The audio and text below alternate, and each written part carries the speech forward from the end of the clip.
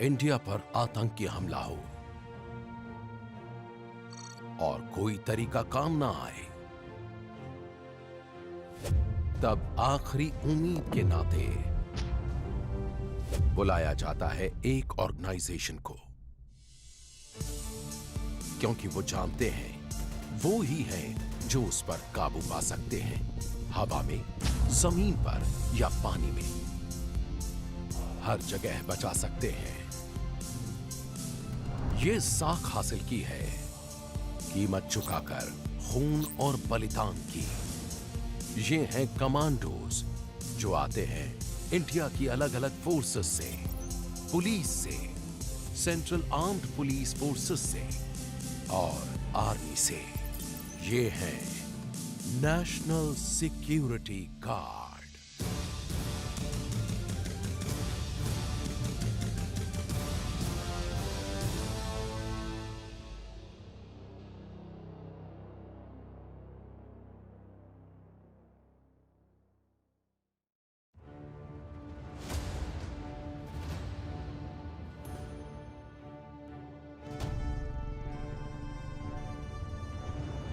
NSG campus से निकले हैं इंडिया के कुछ सबसे शानदार हीरोज, ब्लैक कैट कमांडोज,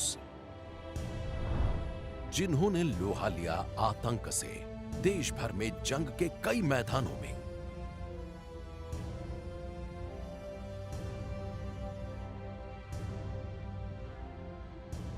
इनमें से लोगों की याद में शायद सबसे अहम है 26/11 और एनएसजी के कमांडोज का उसमें दिया अपना बलिदान।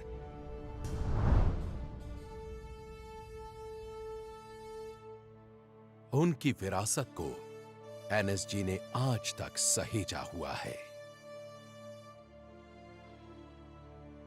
ये सोफा जिसे मुंबई के उस ताज होटल से लाया गया था जहां हुई थी 26/11 की सबसे खतरनाक जंग।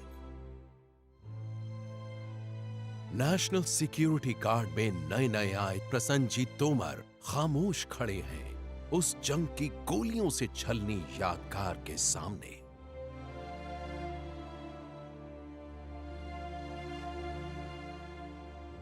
एक एनएसजी कमांडो के नाते उनका पहला दिन शुरू होता है इसी सोफे पर।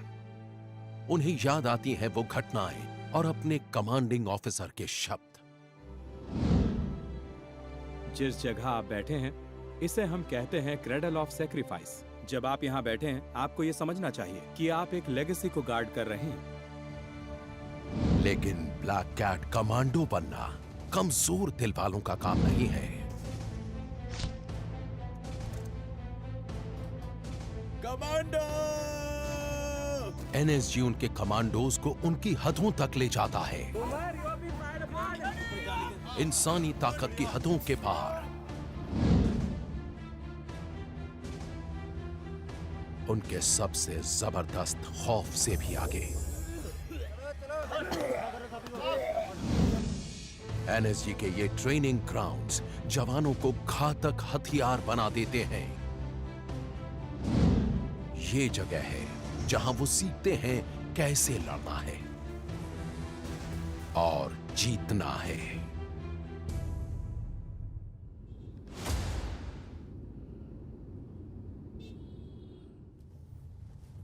ये जो जयपुर हाईवे है ना, उस साइड से लेना।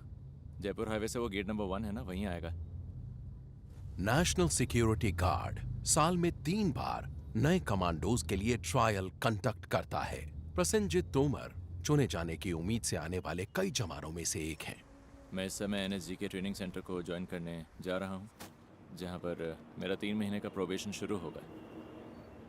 ये तभी होगा जब वो 12 हफ्ते का कमांडो कन्वर्जन कोर्स पूरा कर लेंगे। फिर आगे 6 हफ्ते का यूनिट इंडक्शन होगा। इसके बाद वो एनएसजी की ब्लैक यूनिफॉर्म हासिल कर पाएंगे। मैं अलीगढ़ से हूँ, जहाँ मैं पला बढ़ा और पढ़ाई भी वहीं से की। पढ़ाई के लिहाज से मैं एक मैकेनिकल इंजीनियर हूँ और मैंने ये कोर्स अलीगढ़ मुस्लिम यूनिवर्सिटी से किया है। एनएसजी अपनी मैन पावर पुलिस, आर्मी और पैरामिलिट्री फोर्सेस से लेता है। इसमें आने की उम्मीद पाले लगभग सभी 800 जवान अनुभवी और मजबूत हैं। उन्हें ऐसा होना ही होगा अगर वो दुनिया के सबसे कड़े कमांडो कोर्सेज में से एक से जुड़ना चाहते हैं तो। मेडिकल सर्टिफिकेट कहाँ है? तो उधर क्यों रख रखे? इसके साथ लगाओ ना medical certificate. Jain sir, CC के लिए रिपोर्ट करने आया हूँ। आपने एसआरटीसी में रिपोर्ट करना है। ठीक है सर। सामान अपना लगेज गाड़ी में रखना है और बस में बैठना है आपने। स्क्रीनिंग का हफ्ता बहुत खास होता है। इस दौरान लगभग आधे उम्मीदवार बाहर कर दिए जाएंगे। वो 3 महीने के कमांडो कन्वर्जन कोर्स में दाखिल तक नहीं हो पाएंगे। जल्दी आइए फटाफट। तोमर किस्मत वाले रहे। पहले ही दिन उनका अपने साथियों से मिलना हुआ। जय हिंद। कैसा संदीप? कैसा है भाई? बस बढ़िया। जैन सर, मैं हूँ मेजर तोमर। बढ़िया सर। क्या हाल है भाई? हाय, मैं हूँ मेजर तोमर। तू पहले से ही गंजा हो गया है? मैंने सोचा करा ही लेता हूँ जब कॉलिंग का क्या सीन है सर? शाम का बता रहे हैं। अभी तो ऐसा टाइम तो बताया नहीं, लेकिन शाम का कह रहे हैं। पहला हफ्ता ही दिखा देता है कि एनएसजी में आना कितना कॉम्पिटिटिव होता है। नेशनल सिक्योरिटी गार्ड का ट्रेनिंग सेंटर देश का एक प्रीमियम ट्रेनिंग इंस्टीट्यूट है। ये उन कई प्रोबेशनर्स को ट्रेन करने के लिए बनाया गया है जो इंडियन आर्मी और तमाम सेंट्रल आर्म्ड पुलिस फोर्सेस से नेशनल सिक्योरिटी गार्ड में इंडक्शन के लिए जाते हैं। एनएसजी के फिजिकल स्टैंडर्ड्स तय होते हैं। इन्हें क्लियर करके ही आप एनएसजी का हिस्सा बन सकते हैं। सभी एक साथ।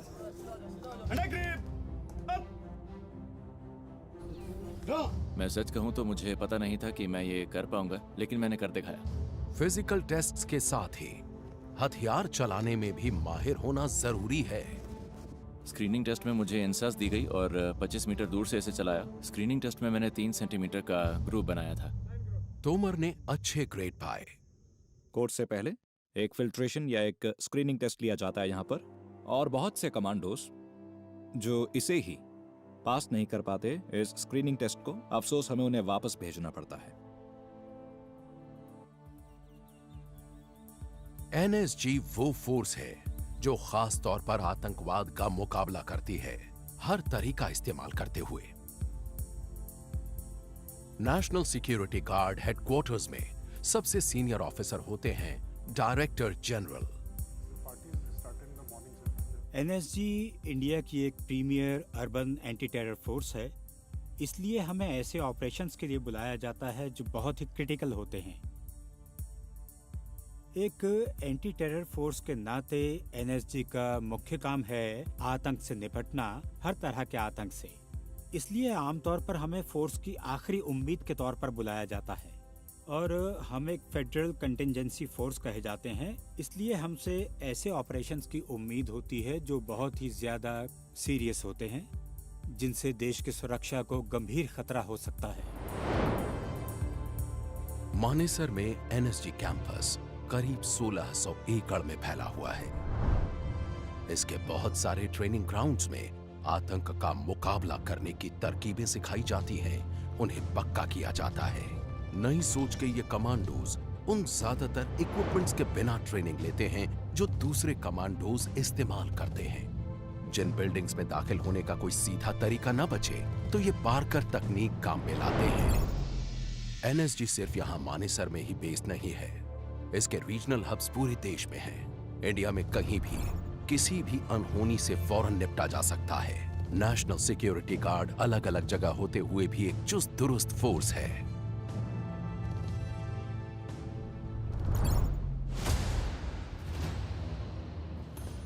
एक हफ्ते का स्क्रीनिंग टेस्ट पूरा हो चुका है।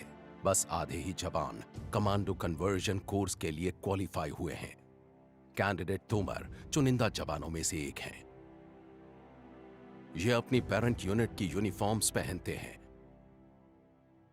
अलग रंग और बैजेस दिखाते हैं कि एनएसजी में अलग अलग फोर्सेस के जवान आते हैं। एनएसजी में एक बहुत अच्छा मेल दिखता है बेस्ट एलिमेंट्स का, आर्मी, पैरामिलिट्री और पुलिस के। ये एक अनोखा एक्सपेरिमेंट है जिसमें तीनों का एक शानदार मेल है और मुझे लगता है ये इस ऑर्गेनाइजेशन की यूएसपी है। एनएसजी में एक एक पल कीमती होता है। एक छोटे से वेलकम एड्रेस के बाद जवान आगे बढ़ जाते हैं। ओपनिंग एड्रेस के बाद हमें वो सारे हथियार दिए गए जो हम इस्तेमाल करेंगे और जिनकी हमें ट्रेनिंग दी जाएगी इस ट्रेनिंग सेंटर में। काउंटर टेररिज्म फोर्स होने की वजह से एनएसजी में इस्तेमाल होने वाले हथियार दुनिया भर की बेस्ट स्पेशल फोर्स यूनिट्स की टक्कर के होते हैं। हम जानते थे कि ट्रेनिंग आज से शुरू होने वाली है और ये भी कि किसी खास तरह से हमारा वेलकम किया जाएगा। एनएसजी में कमांडो बनने के इच्छुक जवानों के लिए वेलकम के एक बिल्कुल ही अलग मायने होते हैं। एनएसजी वेटरन्स इसे कहते हैं आइस ब्रेकिंग। क्रॉलिंग, पुशअप्स, पता नहीं उन्होंने उस दिन हमसे क्या क्या करवाया, लेकिन वो सब मुझे याद है 2-3 घंटे तक तो चला ही था। आइस ब्रेकिंग तो बस आने वाली चीजों की एक झलक भर है। यहाँ से आगे पूरे जुनून के साथ शुरू किया जाएगा कमांडो कन्वर्जन कोर्स। बाकी के 11 हफ्तों में तोमर और दूसरे ट्रेनीज के पूरे दमखम की परख होगी।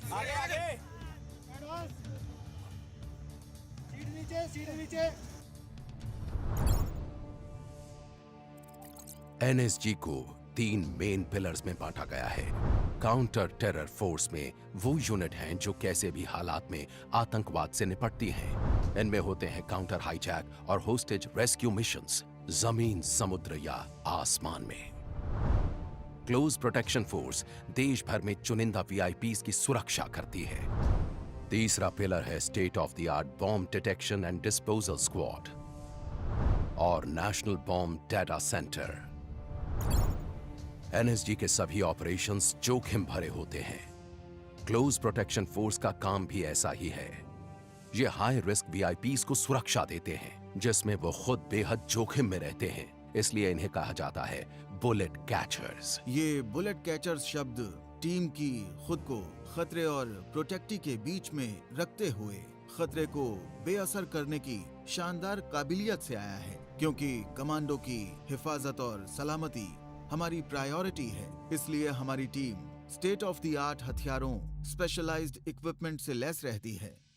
हम लगातार अपनी परफॉर्मेंस को बढ़ाने और आने वाले किसी भी संभावित खतरे को देखते हुए एक कदम आगे रहने पर ध्यान देते हैं।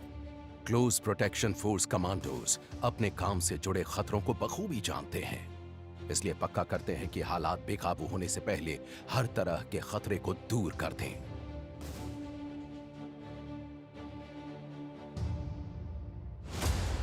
ये जवान 12 हफ्ते का कड़ा कमांडो कन्वर्जन कोर्स झेल चुके हैं और अब एनएसजी के अलग अलग विभागों में इंडक्शन के लिए तैयार हैं। तोमर को प्रीमियर काउंटर टेरर यूनिट्स में से एक मिली है। इस यूनिट को 3 अशोक चक्र मिल चुके हैं। ये पीस टाइम का सबसे बड़ा गैलेंट्री अवार्ड होता है, इसलिए मैंने इसे चुना और किस्मत से ये मुझे मिल भी गया। आप लोगों का स्वागत करता हूँ। आप लोग यहाँ पर ओरिएंटेशन ट्रेनिंग के लिए आए हैं। काउंटर टेररिज्म यूनिट ट्रेनिंग के आने वाले 6 हफ्ते गुजरे 3 हफ्तों को बाएं हाथ का खेल जैसा साबित कर देंगे। अभी आप एक स्पेशलिस्ट यूनिट में आ रहे हैं। इस देश का इलीट काउंटर टेरर यूनिट है। हमारा इतिहास खून से लिखा हुआ है और आज इस ट्रेनिंग करने के बाद जब आप ब्लैक इन होंगे तो आप उस विरासत, उस लेगेसी के कस्टडियन होंगे। इसके लिए आप लोगों से एक्सपेक्टेशन है कि आप यहाँ पर आपके दाएं बैठे हुए उस्ताद जो सिखाएंगे उसको बहुत लगन से, बहुत मेहनत से सीखेंगे।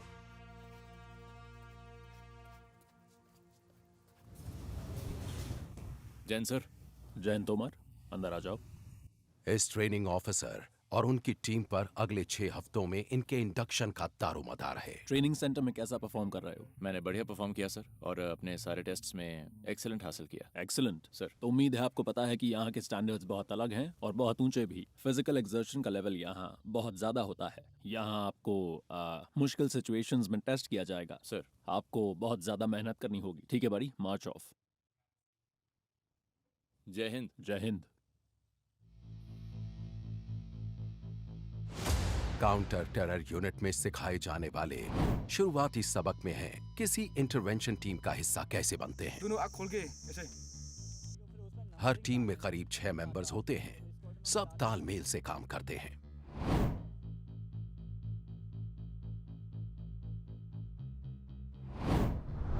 किसी भी काउंटर टेरर फोर्स का पहला बिल्डिंग ब्लॉक होती है एक इंटरवेंशन टीम। हर मेंबर किसी खास हुनर में माहिर होता है। बाकी हुनर के साथ ही इनमें हैं डिमोलिशंस, कम्युनिकेशंस, मेडिसिन, स्नाइपर, मार्क्समैनशिप के हुनर। आमतौर पर इनकी मदद के लिए एनएसजी K9 स्क्वाड से एक डॉग और हैंडलर भी साथ रहता है। हर टीम मेंबर बैटल में 20 केजी से ज्यादा भारी किट और प्रोटेक्टिव गियर लेकर चलता है।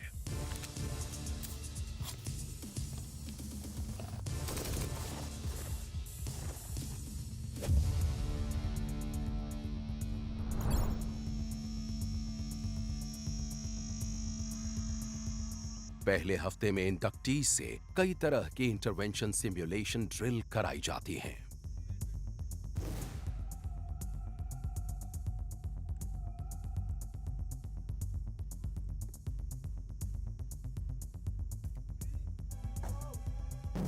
उनके ट्रेनिंग ऑफिसर उनकी हर हरकत पर बारीक नजर रखते हैं। हर मोड़ पर नए सरप्राइजेस पेश किए जाते हैं। एक नई चुनौती है टीयर गैस कैन।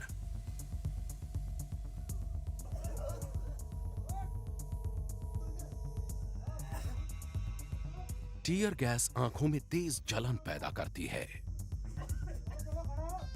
और स्किन के जलने जैसा एहसास होता है। इन सब लोगों ने बहुत अच्छा किया, सच मानिए। इनमें से अभी तक कोई भागा नहीं। मैं कहूंगा कि इस पूरे ग्रुप में ही बहुत जोश भरा है। उसी दोपहर आगे उनके ट्रेनिंग ऑफिसर ने तोमर के लिए एक टीयर गैस कैन खोला। तोमर ने पहली बार वैसा कोई हथियार थामा था, लेकिन यह आखिरी बार नहीं होने वाला था। एनएसजी ट्रेनिंग पूरी मशक्कत मांगती है और ऐसा सिर्फ 2 पैरों वाले कमांडोज के लिए नहीं है। यहां 4 पैरों वाला भी एक पूरा कंटीजेंट है, K9 dog squad. NSG soldiers को ब्लैक कैट कमांडोज कहते हैं। यहां ब्लैक कैट्स और डॉग्स की पार्टनरशिप होती है। K9 कमांडो गूगल को लगता है कि वो 2 पैरों पर चलने वाले अपने हैंडलर जितना ही माहिर है। गूगल एक हाईली ट्रेन्ड स्निफर डॉग है। इसका काम है एयरक्राफ्ट के ओवरहेड लगेज रैक में विस्फोटकों का पता लगाना।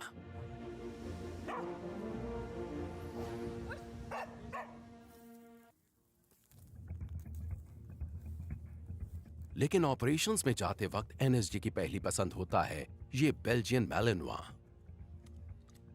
ये है द्रोना K9 डॉग स्क्वाड का स्टार कमांडो।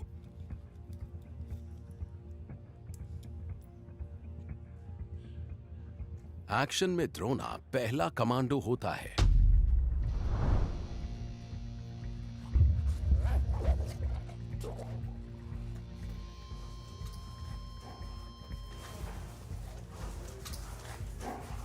आज द्रोना K9 स्क्वाड में सीनियर है और इंसानों की तरह अपनी कमांडो स्किल्स को बेहतर बनाने के लिए टेक्नोलॉजी का इस्तेमाल करता है।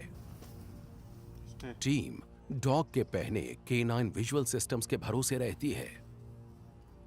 गॉगल्स हैंडलर को वो नजारे दिखाते हैं जो द्रोना देखता है। हैंडलर द्रोना के कान में लगी एक डिवाइस के जरिए उससे बोलता है। Good. Stay. Drona back. Back. Stay. Left. इस दूसरी एक्सरसाइज में द्रोना अपने हैंडलर की नजरों से दूर जाएगा, करीब 1 किलोमीटर दूर मौजूद एक टारगेट को दबोचने के लिए। Go. द्रोना फुल पैकेज है एनएसजी के सबसे शानदार हथियारों के बीच।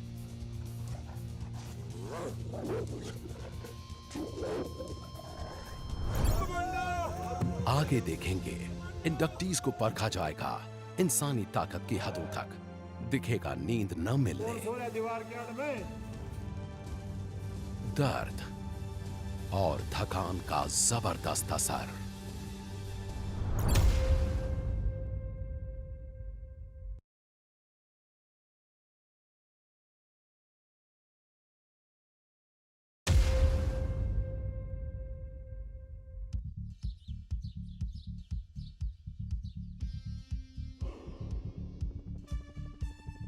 नेशनल सिक्योरिटी गार्ड के दूर तक फैले ट्रेनिंग ग्राउंड्स में कमांडोज काउंटर टेररिज्म टैक्टिक्स को निखारते हैं।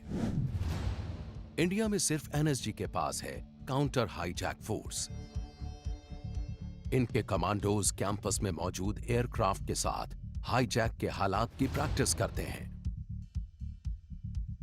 टाइमिंग सबसे अहम है। FIT move, MIT move, closure over. असल ऑपरेशन में यह जिंदगी और मौत का फैसला कर सकता है। MIT गो। कामयाबी मिलती है बेहद सटीक तालमेल से, वही सबसे अहम है।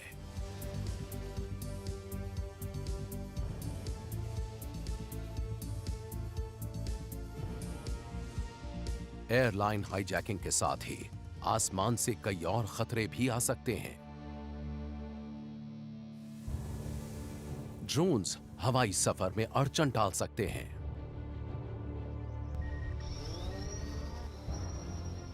ये नारकोटिक्स और विस्फोटक भी डिलीवर कर सकते हैं या किसी हमले या सर्वेलेंस में मदद कर सकते हैं। 81 ड्रोन इन रेंज। 81 एंगेज। ऐसी हरकतों से निपटने के लिए एनएसजी के पास कमांडोज और इक्विपमेंट दोनों हैं। ड्रोन किलर वेपन सिस्टम गोलियां नहीं दागता, बल्कि ये इनविजिबल रेडियो वेव्स छोड़ता है। ये कई तरह के अनमैन्ड एरियल व्हीकल्स को बेअसर कर देता है।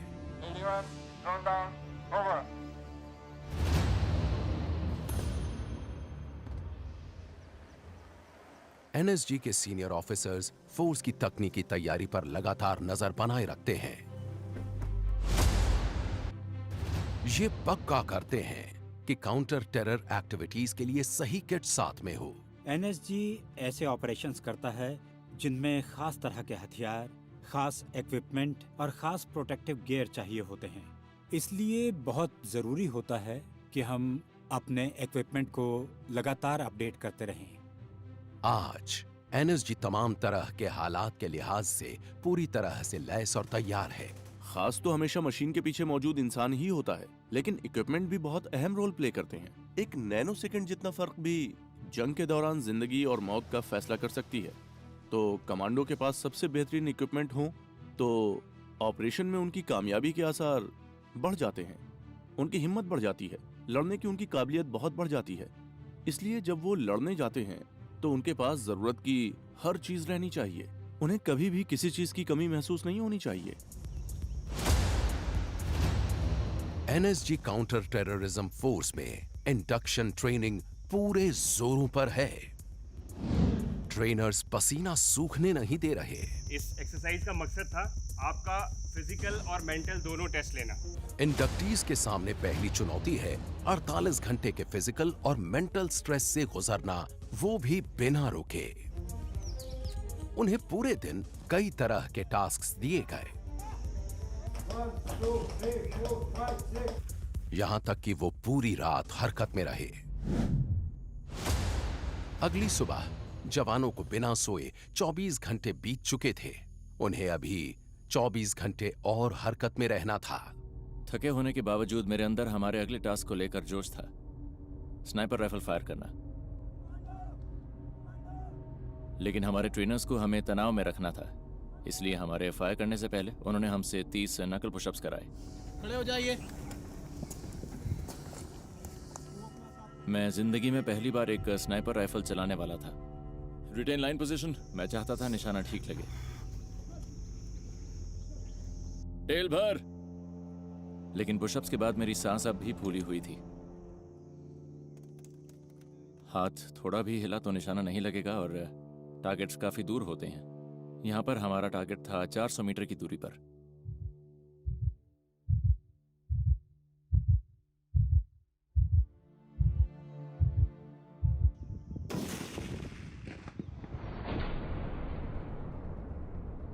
मैं बहुत ही खुश हुआ। मुझे लगा मैंने कुछ हासिल किया है, लेकिन सच कहूं तो उस वक्त दिमाग में तनाव से भरे आगे के 23 घंटे ही थे जो आने वाले थे। एनएसजी के आर्सेनल में स्नाइपर्स बहुत अहम हैं। कमांडो हाईली ट्रेन्ड मार्क्समैन होते हैं जो बेहद दूर के टारगेट्स पर निशाना साध सकते हैं। कभी कभी तो 1 किलोमीटर दूर तक का निशाना भेद देते हैं।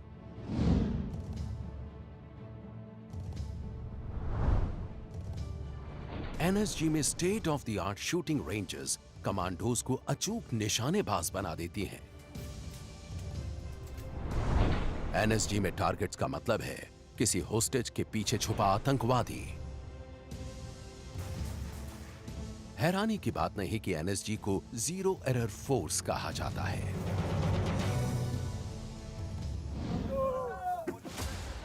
इस बीच इंडक्टीज 48 घंटे के स्ट्रेस टेस्ट से गुजरना जारी रखे हुए हैं। आप आगे चले जाओ, आगे चले जाओ। दूसरे दिन की दोपहर से पहले वो 40 डिग्री से ज्यादा के तापमान में टायर्स को पलट रहे हैं। मुझे याद नहीं उस टायर का वजन कितना था, लेकिन रात भर जागने के बाद करीब 800 मीटर तक उसे पलटते जाने में जान निकल गई। बदली करो साहब की बदली, साहब आप आगे हो जाओ। ये सोचकर और पसीना आ रहा था कि अभी 20 घंटे की कसरत और आगे है। निकलो, आगे निकलो। लेकिन ऐसे पलों में सबसे अच्छा होता है कि अगले टास्क पर ध्यान दिया जाए, न कि अपने आप को डिस्ट्रैक्ट किया जाए। शाम होने पर जवानों को एक छोटा सा ब्रेक दिया गया।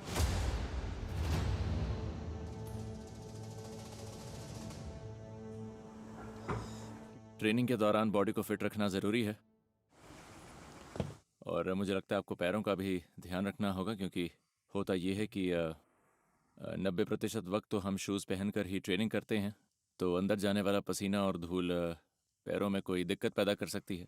इसलिए जब भी मौका मिलता है मैं शूज़ उतार कर सॉक्स बदलता हूँ और पैर धो लेता हूँ।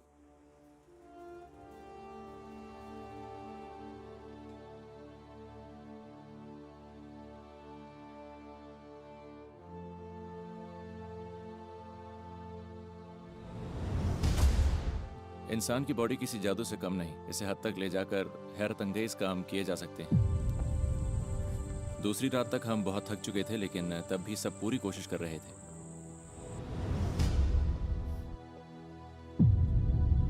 सच कहूं तो दिमाग में वो यादें रह रहकर उभरती हैं। ज्यादातर चीजें तो याद ही नहीं रही। जी सर। तुम्हें पीछे नहीं हटना है। ये जरूर याद है कि हमारे ट्रेनर्स ने हालात को एकदम असली जैसा बनाए रखा था। ये अजीब था, लेकिन असलियत के बहुत करीब था, क्योंकि अगर वैसा सच में होता तो सब कुछ ऐसा ही होता। जो ड्रिल्स बनती हैं वो ऑन ग्राउंड बनती हैं, जो सिनेरियोज बनते हैं वो ऑन ग्राउंड बनते हैं। तो जितनी आप लोग प्रैक्टिस करोगे, सिचुएशन संभालने में उतने ही बेहतर बनते जाओगे। तो भी आप लोग ब्रेक करोगे, फिर डिनर करोगे, फिर उसके बाद आपके रात के आदेश दे दिए जाएंगे। क्लियर है सर? भाई सब खुश हैं सर?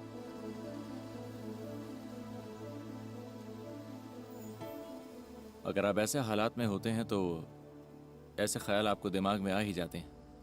आपका ब्रेकिंग पॉइंट क्या है, लिमिट कितनी है, हार मान गए? मुझे लगता है एक कमांडो बनने के लिए जरूरी है कि इन ख्यालों को दूर रखा जाए, ताकि आप एक फाइटर बन सकें। अब हम इन्हें उस फेज से गुजारेंगे जिसे कहते हैं स्ट्रेस आवर्स। मेन मकसद होता है इनको सोने ना देना। इनको जो भी थोड़ा बहुत वक्त मिलता है उसमें ये अपना डिनर कर सकते हैं, थोड़ा सुस्ता सकते हैं। इस टाइम में वो चाहें तो आराम कर सकते हैं या 5-10 मिनट की नींद ले सकते हैं। कौन सो रहा है दीवार के आड़ में?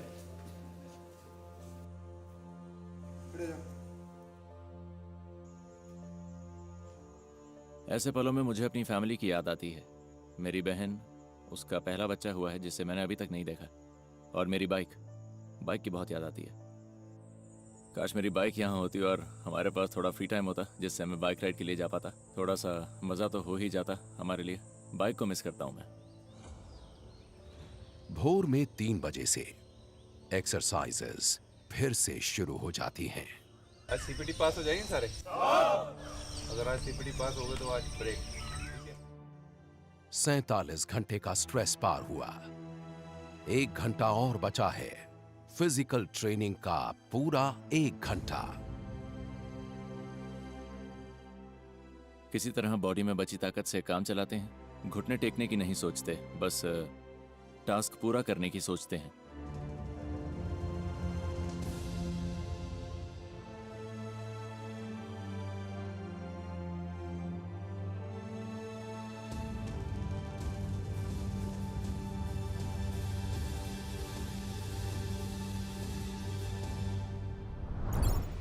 आगे देखेंगे कैसे जवान अपनी आखिरी बाधा तक पहुंचे। ये कुछ नहीं बस केओस है, और उसी केओस में आपको अपना दिमाग शांत रखना होता है। जान निकल रही थी, मैं धरती को मतलब जमीन को पीट रहा था, नखूनों से जमीन को पाट रहा था मैं।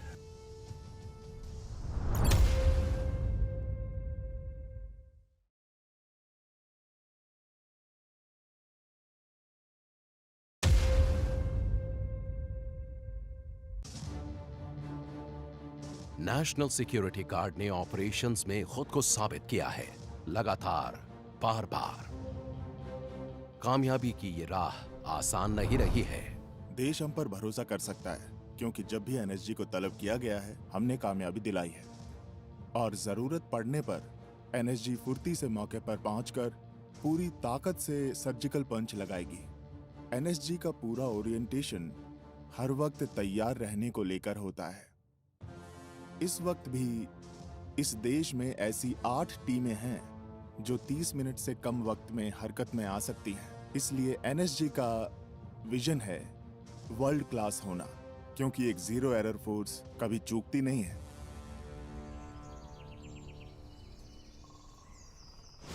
NSG counter terror force unit induction training के बस 2 हफ्ते और बचे हैं, लेकिन अब भी चढ़ने को कई पहाड़ हैं। ये बेसिकली रॉक क्राफ्ट है। ये जो सामने नेचुरल वॉल फेसेस हैं, ये करीब 100 से 120 फीट ऊंचे हैं। तो ये जवानों को एक नेचुरल फील देता है इस रॉक क्राफ्ट पर प्रैक्टिस करने की। कमांडो ट्रेनिंग लेने की इच्छा होने की वजहों में से एक वो तमाम स्किल्स हैं जो हम एनएसजी में सीखते हैं।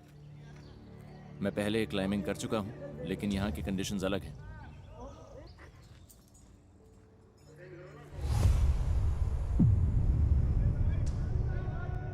दोपहर से पहले 12:40 पर पहुंच चुका था।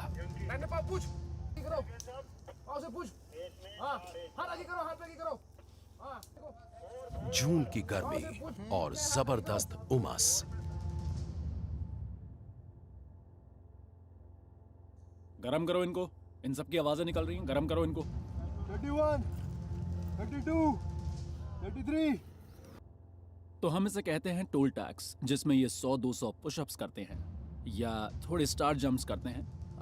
मोटिव होता है टास्क से पहले इनको थकाना। हम देखते हैं कि बॉडी के थकने के बाद वो टास्क को किस खूबी के साथ पूरा करते हैं, और इसीलिए हम उनसे इतनी मेहनत करवाते हैं। Major Prashant Singh Tomar, ready for traversing sir. वो टोल टैक्स का टास्क मुश्किल था। एक्सरसाइज के बीच में अचानक लगता है जैसे हाथों में दम नहीं बचा, लेकिन बीच में लटके हों तो कोई रास्ता नहीं बचता, दूसरी तरफ तो पहुंचना ही होता है। चलो छोड़ो हाथ, चलाओ कमांडो जरा। कमांडो, छोड़ कमांडो। आप देख सकते हैं ये टास्क कितने दम निकालने वाले होते हैं। उसके फेस से दिखता है कि वो थका हुआ है बेचारा। गॉड नोज अब तक कितने पुशअप्स कर चुका होगा। और बॉडी के थकने के बाद जब उनसे टास्क करवाया जाता है, तब बनता है एक ब्लैक कैट।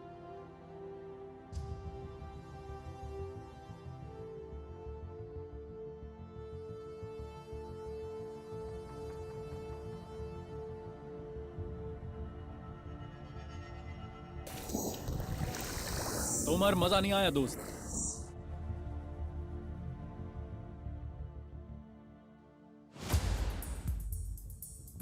एनएसजी में कई यूनिट्स हैं। इनमें बॉम्ब स्क्वाड एक खास यूनिट है। इस पर देश में बम विस्फोट की तमाम घटनाओं की मॉनिटरिंग, रिकॉर्डिंग और जांच की जिम्मेदारी होती है। बॉम्ब स्क्वाड कमांडोज का काम मुश्किल होता है।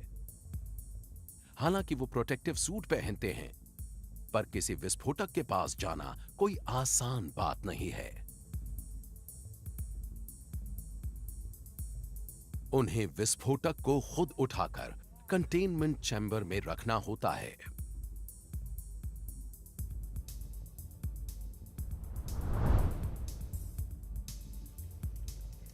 रोबोट्स खतरे को कम कर देते हैं। रिमोट ऑपरेटर्स इन व्हीकल्स को 1 किलोमीटर दूर तक ले जा सकते हैं। सीधा जाना, राइट मोड़ते ही दरवाजे, पहले दरवाजे के अंदर आईडी है। ऑन बोर्ड कैमरास रिकॉनेसेंस और इंटरवेंशन दोनों को मुमकिन बनाते हैं।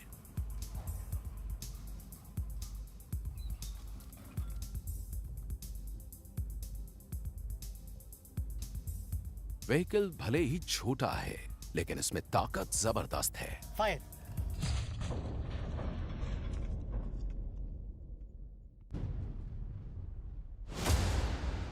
जून खत्म होने को है।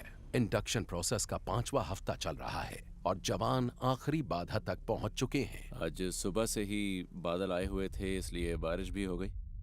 क्योंकि पिछले 3 दिन से इतना ज्यादा ह्यूमिड, इतनी ज्यादा गर्मी, मौसम इतना खराब रहा है कि अच्छा हुआ आज बारिश हो गई। इंस्ट्रक्टर्स ने सबसे मुश्किल टास्क अंत के लिए बचा कर रखा है। सर्किट पूरा करने में कम से कम 2.5 से 3 घंटे लगेंगे, क्योंकि वो चल कर नहीं, इसे रेंग कर पूरा करने वाले हैं। और हम देखेंगे कि वो एक टीम के नाते कैसा परफॉर्म करेंगे।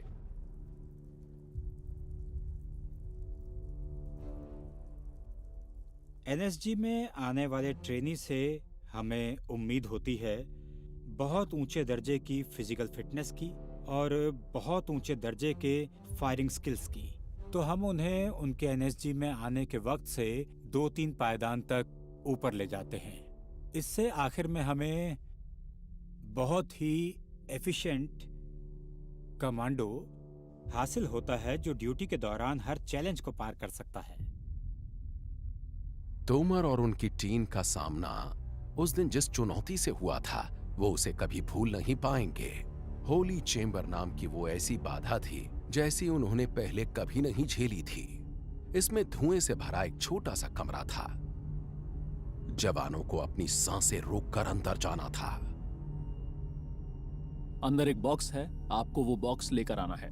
उस बॉक्स में एक की है, आप उस बॉक्स को बाहर लाएंगे। उसके अंदर एक मैप है और वही आपको अगले टारगेट तक लेके जाएगा।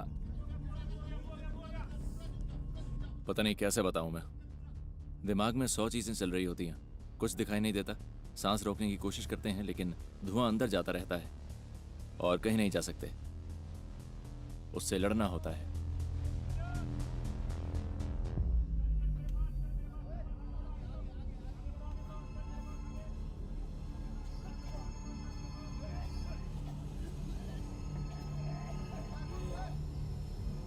इस चैम्बर में घुसे कोई चमक नहीं रहा था।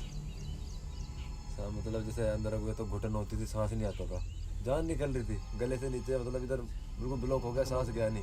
मैं धरती को, मतलब जमीन को पीट रहा था, नखूनों से जमीन को पाट रहा था मैं। बॉक्स को ढूंढ कर लाने की टीम की पहली कोशिश बेकार गई, जिसका एक ही मतलब था, दोबारा कोशिश करो। ये कुछ नहीं, बस केओस है और उसी केओस में आपको अपना दिमाग शांत रखना होता है।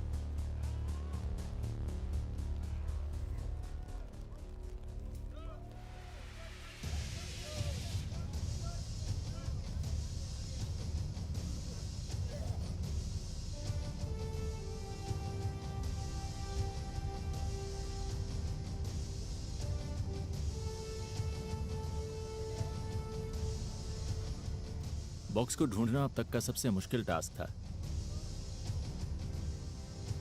उसके बाद तो लगा कि हम कुछ भी कर सकते हैं।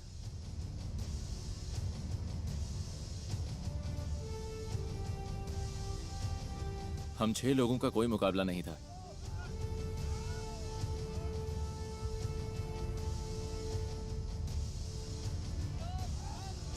हमने एनएसजी की दी हुई हर मुश्किल को पार किया। अब हमें कोई नहीं रोक सकता था। बोल रहे ना कमांडो क्या होता है, फिजिकली मेंटली बंदा इतना स्ट्रॉन्ग कर देते हैं कि उसमें कितना ही प्रेशर आ जाए वो अपना काम करेगा। तो जिस मुद्दे के लिए उसको भेजा जा रहा है, जो काम टास्क मिला है ना, वो टास्क पूरा करेगा।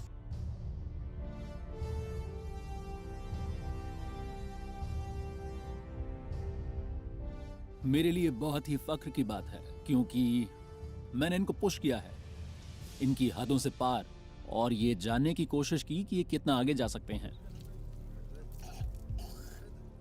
हमने यहाँ तक पहुँचने के लिए लंबा सफ़र तय किया है और उस दिन महसूस हुए दर्द और थकान के बावजूद हम जोश से भरे थे कि हम एनएसजी का हिस्सा बनने वाले हैं।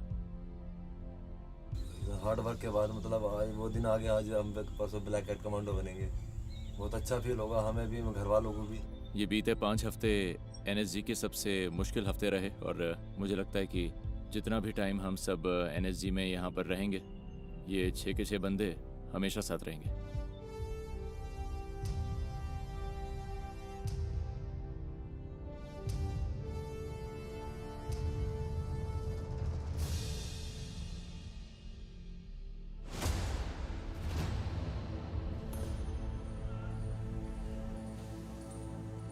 इंडक्शन पीरियड पूरा हुआ। 4.5 महीने की मुश्किलें खत्म हुई। अभी पता लग रहा ना हमारी हालत कैसी।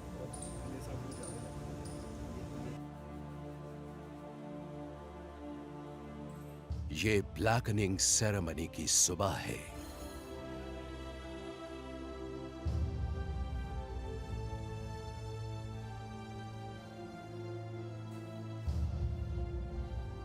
थोड़ी देर बाद तोमर और दूसरे जवान एनएसजी की काउंटर टेरर फोर्स में अपनी जगह लेंगे। ब्लैक पहनना एक बहुत ही गजब का एहसास था।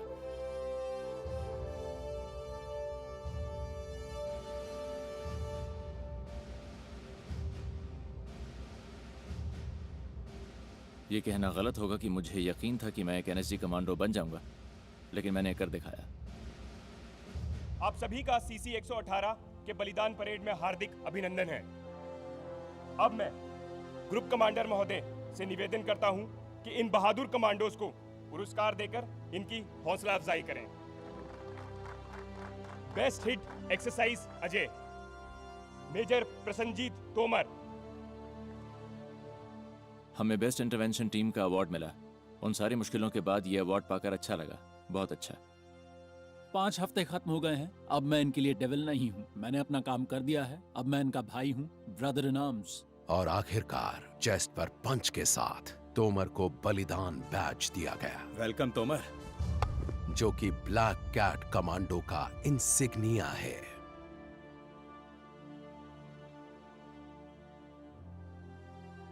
सेरेमनी के बाद हमें पहली बार ऑफिसर्स मेस में ले जाया गया।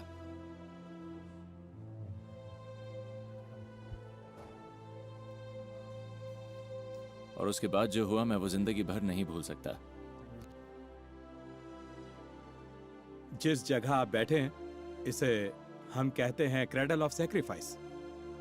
आप अपने आसपास देखेंगे तो आप पाएंगे वो गोलियों के निशान जो हमें मिले ताज होटल मुंबई से। जिस चेयर पर आप लोग अभी बैठे हुए हैं, यह है पाम लाउंज से ताज होटल की। यह वही जगह है जहां मेजर उन्नी कृष्णन ने सर्वोच्च बलिदान दिया था। तो इस पर बैठते हुए हमें ध्यान रखना चाहिए कि हम एक लेगेसी को गार्ड कर रहे हैं, एक ऑफिसर और लीडर की तरह। मेजर उन्नी कृष्णन ने जो किया वो हमारी लीडरशिप को एक नई ऊंचाई पर ले जाता है। अपने सपने को सच बनाकर एनएसजी कमांडोज बनने वाले जवानों के लिए इंडक्शन तो बस पहला कदम है। उन्हें अब उन स्टैंडर्ड्स तक पहुंचना होगा जो उनसे पहले के वीरों ने सेट किए हैं।